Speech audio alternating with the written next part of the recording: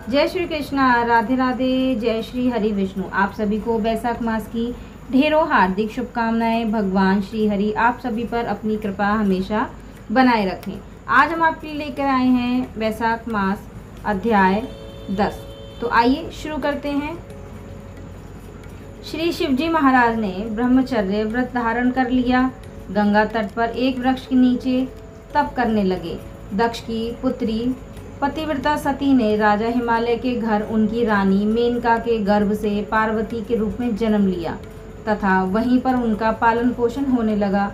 इसी समय तारकासुर नाम का एक राक्षस उत्पन्न हुआ, जिसने महातप करके ब्रह्मा जी से यह वरदान पा लिया कि देवता, राक्षस, नाग व मनुष्य किसी से नहीं मरेगा, परंतु रुद्र भगवान के पुत्र से तेरी मृत्यु होगी। राक्षस ने सोचा कि जब शिव के स्त्री ही नहीं तो पुत्र कहाँ से होगा, फिर मृत्यु कैसे हो सकती है। इस कारण कह दिया कि तथास्तु। ऐसा वर पाकर तारकासुर ने सबको दुख देना शुरू कर दिया। देवताओं को अपना दास बना लिया और देवांगनाओं को दासी। इस प्रकार जब देवता अत्यंत दुखी हो गए तो वे ब्रह्मा जी के पास पहुँचे। ब्रह्मा जी ने उनके दुख सुनकर कहा कि वर देते समय हमने उस राक्षस को कहा था कि उसकी मृत्यु शिव के पुत्र के हाथ से है, अतः सिवाय रुद्र पुत्र के उनकी मृत्यु और किसी उपाय से न होगी। शिवजी की स्त्री सती ने दक्ष के यज्ञ में अपने प्राण त्याग दिए थे। अब उसने पार्वती के रूप में हिमालय के घर जन्म लिया है, परंतु रुद्र भगवान हिमालय के शिखर पर घोर तप कर रहे हैं, सो ऐसा उपाय करना चाहिए जिससे रुद्र का पार्वती के साथ विवाह हो जाए। तब सब देवताओं ने इंद्र सहित अमरावतीपुरी जाकर गुरु बृहस्पति जी से सलाह ली और फिर इंद्र ने अपने कार्य की सिद्धि के लिए नारद तथा कामदेव को बुलाया और उससे कहा कि वह हिमालय के घर जाकर उनको समझाए कि पहले जन्म में दक्ष की पुत्री श्री शिवजी की पत्नी अब पार्वती के रूप में तुम्हारी पुत्री हुई हैं।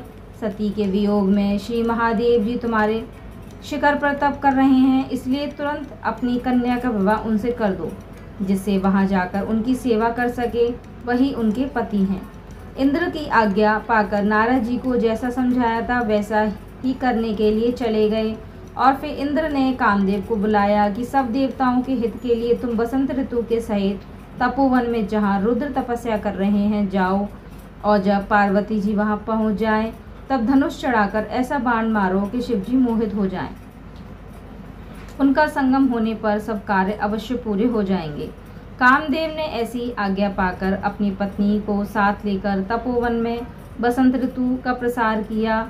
एक समय श्री महादेव जी के पास उनकी सेवा करने के लिए पार्वती जी बैठी हुई थी।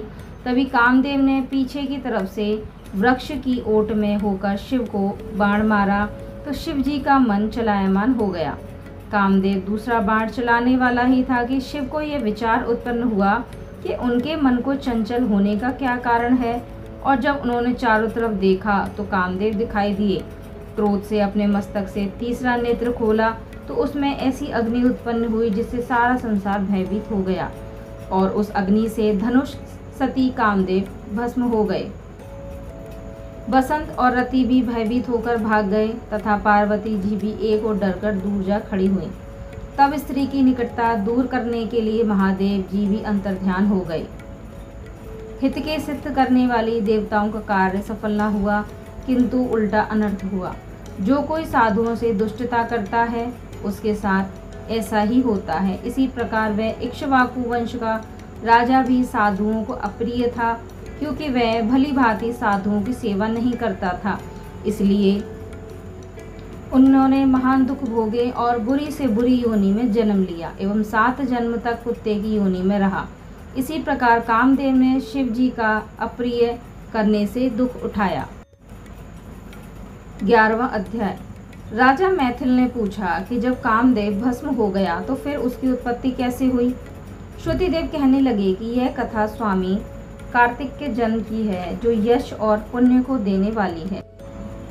जब महादेव जी ने कामदेव को जला दिया तो उसकी स्त्री रति अपने पति को भस्म हुआ देखकर शोक से मूर्छित हो गई। जब 2 घड़ी के पश्चात उनकी मूर्छा गई तो अत्यंत विलाप करने लगी। जिससे सारा तपोवन दुखमय हो गया। अब रति ने चिता में जलकर शरीर त्याग देने का विचार किया और पति के मित्र वसंत को पति की अंतिम क्रिया करने को बुलाया। जब तक वह चिता बना ही रही थी कि बसंत भी आ गया। वह रति को देखकर अति दुखित हुआ। रति को समझाने लगा और कहने लगा कि आत्मघात करना उचित नहीं है। जब बसंत ने उनके शरीर त्यागने का विचार दृढ़ देखा तो नदी के किनारे पर चिता बनाई और रति गंगा में स्नान कर सब इंद्रियों को रोक और मन को आत्मा में लीन करके चिता पर चढ़ने को तैयार हुई। तो उसी समय आकाशवाणी हुई कि हे पति प्रेमा, तुम चिता में प्रवेश मत करो, तुम्हारा पति महादेव जी और कृष्ण भगवान से उत्पन्न होगा। इस प्रकार क्रम में 2 जन्म होंगे। तब दूसरे जन्म में श्री कृष्ण से रुक्मिणी के गर्भ में प्रद्युम्न रूप में उत्पन्न होगा तो ब्रह्मा के श्राप से शंबर नामक राक्षस के घर में निवास करेगी। वहीं तेरा पति प्रद्युम्न तुमको प्राप्त होगा। इतना कहकर आकाशवाणी समाप्त हो गई और जब रति ने आकाशवाणी सुनी तो उसने चिता में प्रवेश नहीं किया, जिसके कार्य की सिद्धि के लिए श्री शिव जी ने कामदेव को भस्म कर दिया था। उन सब देवताओं ने बृहस्पति, इंद्र और अग्नि को आगे करके रति को वरदान दिया कि अब से तेरा पति अनंग कहलाएगा और अंग वाले की तरह मरा हुआ भी दिखाई देगा। और फिर कहने लगी कि पूर्व काल में मेरा पति सुंदर नाम का राजा था। उस जन्म में भी तुम इसकी पत्नी थी, परंतु जसंकारणी होने के कारण तुम्हारी यह दशा हुई। अब वैशाख माह में मंदाकिनी नदी में स्नान करके मधुसूदन भगवान का पूजन तथा उनकी दिव्य कथा सुनने से तुम्हारा पति अवश्य तुमको मिल जाएगा। रति को इस प्रकार वरदान देकर सब देवता अपने अपने स्थान को चले गए और रति ने भी क्लेश से निवृत्त होकर मेष की संक्रांति में गंगा स्नान कर पवित्रता से अक्षुण्य शयन व्रत को धारण किया। इस व्रत के करने से उसी समय कामदेव दिखाई दिया। उसने वैशाख मास में कर्तव्य धर्म नहीं किया था, इसी कारण परमात्मा का पुत्र होने पर भी अंगहीन हुआ। श्रुतिदेव कहने लगे कि जब महादेव पार्वती जी के सम्मुख खड़े हुए अंतर ध्यान हो गए तो पार्वती जी खड़ी रह गईं और सोचने लगी कि अब क्या किया जाए। तब उसके पिता हिमालय उन्हें अपने घर ले आए, परंतु पार्वती श्री शिव जी के गुणों पर इतनी मुग्ध हो गईं कि उन्हें अपने मन में ही ठान लिया कि श्री शिव जी ही मेरे पति होंगे।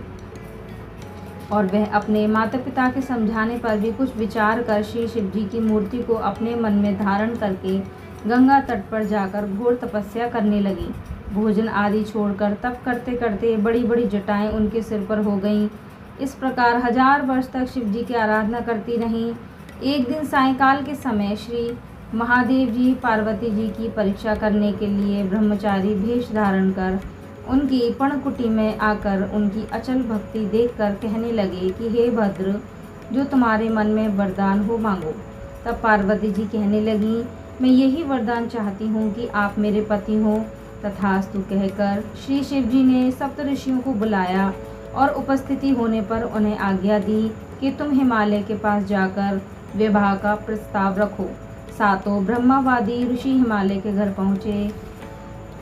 राजा ने उनका यथोचित पूजन किया, वे सत्कार किया। ऋषियों ने कहा कि हे राजा, हिमालय तेरी कन्या पार्वती पहले दक्ष की कन्या सती थी, जिसने अपने पिता के यज्ञ कुंड में गिरकर अपने प्राण त्याग दिए थे। उनका विवाह करने के योग्य सिवाय शिव के कोई और नहीं है, इसलिए तुम अपनी कन्या का विवाह श्री शिव जी के साथ कर दो। तब हिमालय ने कहा कि मेरी कन्या तो छाल के वस्त्र पहनकर गंगा तट पर शिव जी के साथ विवाह करने के लिए घोर तप कर रही है, सो उनकी मनोकामना पूर्ण हुई। आप महादेव जी को जाकर कह दें कि मैं प्रीतिपूर्वक अपनी कन्या उनको अर्पण कर चुका हूँ, आप उसको अंगीकार कीजिए। उधर सप्तऋषि श्री महादेव जी के पास पहुँचे और निश्चित तिथि पर लक्ष्मी आदि सब देवियाँ और विष्णु आदि सब देवताओं के समक्ष विवाह हुआ। जब शिव जी पार्वती जी के संग नित्य रमण करते रहे, परंतु गर्भ स्थिति ना हुई तो देवताओं को अति चिंता हुई और सब उसके कारण को सोचने लगे। फिर विचार कर अग्निदेव को बुलाया और उनको समझाया कि जिस समय महादेव जी रमण कर चुके तो उनके सामने चले जाना। पार्वती तुमको देखकर लज्जा के मारे वहाँ से हट जाएंगी और तुम शिव को अपनी बातों में लगा लेना और शिष्य समान बहुत से प्रश्न करना तथा समय लग जाने पर पार्वती जी के गर्भ में स्थिति हो जाएगी। अग्निदेव ने ऐसा ही किया और रमण के समय वहां पहुंच जाने पर पार्वती वस्त्रहीन होने के कारण लज्जा के मारे रमण छोड़कर तरफ हो गईं। शिवजी महाराज को ऐसे समय में अग्निदेव का आना बहुत बुरा लगा और उन्होंने श्राप दिया कि मेरा वीर्य तुम्हारे उदर में प्रवेश करे। तब अग्नि ने उस वीर्य को अपने उदर में ग्रहण कर लिया और 10 महीने बीत जाने पर उस तेज वीर्य को गंगा जी में डाल दिया। गंगा जी की भी उसको सहन न कर सकी और उसके सरकंडों में फेंक दिया और वहाँ पर उसके 6 भाग हो गए। तब ब्राह्मणों ने 6 कन्याओं को भेजा। उन्होंने उन 6 भागों को जोड़ा जिससे 6 मुख और 1 अंग ऐसी आकृति का बालक बन गया। वह बहुत दिनों तक उन सरकंडों में ही पड़ा रहा। एक दिन श्री महादेव जी और पार्वती जी बैल पर चढ़े जा रहे थे कि सहसा पार्वती के स्तनों से दुग्ध की धारा बहने लगी। तब पार्वती जी ने श्री महादेव जी से इसका कारण पूछा तो श्री महादेव जी बोले, हे देवी, मैं इसका कारण कहता हूँ, देखो यह पास में ही तुम्हारा पुत्र पड़ा हुआ है। और फिर श्री महादेव जी ने पिछली सारी कथा पार्वती को सुनाई और कहा कि उसी को देखकर तुम्हारे स्तनों में दूध आ गया है, क्योंकि यह तुम्हारा ही पुत्र है। महादेव जी की यह बात सुनकर पार्वती जी ने उस बालक को उठा लिया तथा अपनी गोद में बिठाकर उसको अपने स्तनों का दूध पिलाया। इस प्रकार पार्वती जी पुत्र स्नेह में मुग्ध होकर उसको कैलाश में ले गईं और उसका पालन पोषण करने लगी। श्रुतिदेव कहने लगे कि राजन, यह कुमार के जन्म की कथा मैंने तुमसे ही कही। अध्याय 12।